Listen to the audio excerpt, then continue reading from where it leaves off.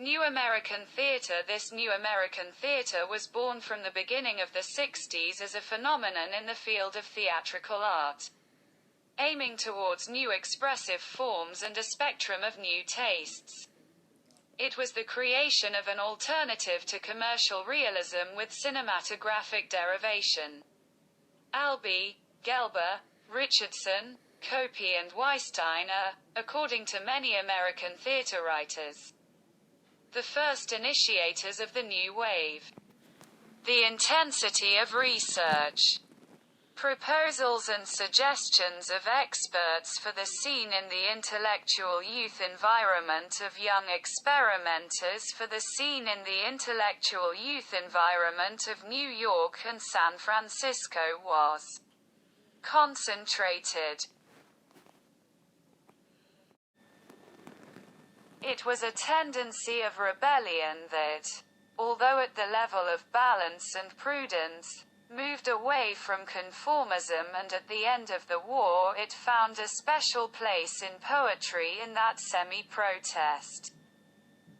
Different motivations, revising the unrealistic trend. Case. A visible influence was felt by Jennett, Ionesco, Pinter Beckett and to some extent by Pirandello and Gerardo. Success was also the improvisation that was found late and that suited the environment of a balanced and classless society where everyone is public, where information and the media are diffuse but not an intellectual minority. Gelber and Albee, these two young playwrights have returned within 2 years to a point of reference in American cultural discussions.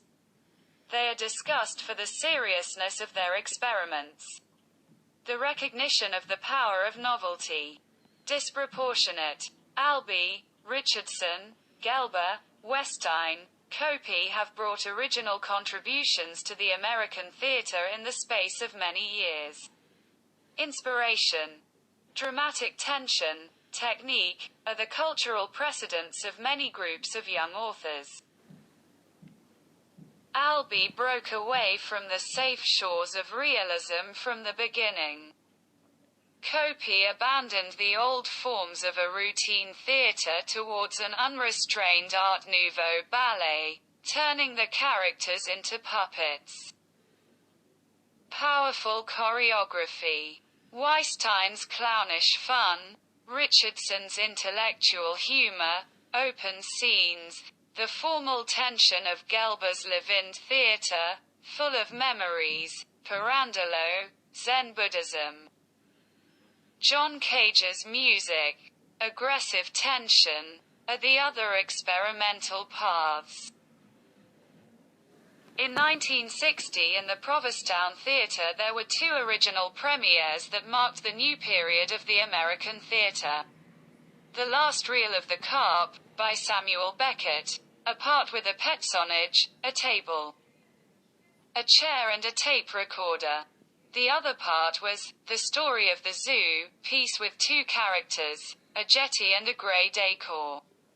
Was the first rehearsal of Edward Albert, then young and unknown, in the coming years famous. It was difficult to imagine a spectacle more foreign to the general American public. A monologue and a dialogue on an almost empty stage. But the success was immediate. His later works like The American Dream, and The Death of Bessie Smith, both shown in the Art City of New York and specifically in the York Theatre for almost 2 years in a row, exceeded the predictions of financiers and producers. Albee said at that time, "Great realism ended with Hemingway. The technical language of Tennessee Williams is one of the most important points of reference for American theatre. He is an extraordinary writer and a master of theatrical creativity. We mean, say Judith Malina and Julian Beku, a theatre of fear and fun, full of pain and pleasure, but which is life itself." American Theatre, an article written by L.Qafzezi in the newspaper Rilindja Demokratike, on September 8, 1996.